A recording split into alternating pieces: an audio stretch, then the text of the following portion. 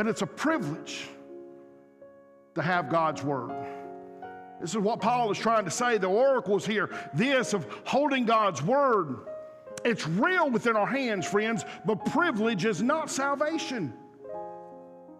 Having the oracles doesn't make you oracle proof against judgment. A lot of folks think my daddy was a deacon.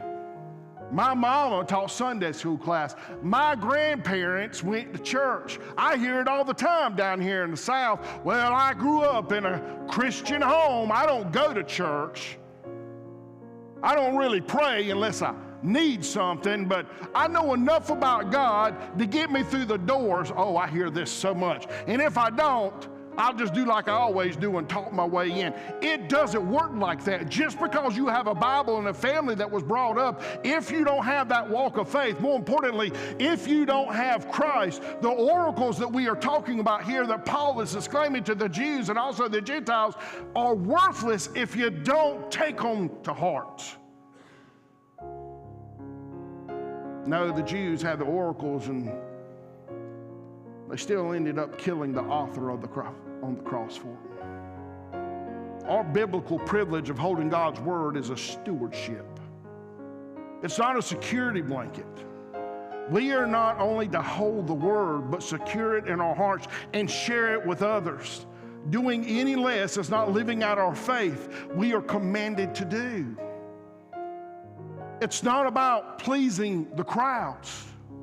It's about pleasing the one. There was a great violinist in a small town, and everybody loved to listen to this young man play violin. He was excited to come to church one day, and he played the best he thought he could play. And when he got done, everybody in the church stood up and applauded for this beautiful sound that came from this man, a box and a bow. But when he got done, he simply cried and put his hands in his head. And people got saying, why are you so upset? Why? Everybody loved it. Everybody screamed. Everybody stood up. The young man said, no, not everybody. There's one that didn't stand. My teacher never lifted an eyebrow because I knew as he knew.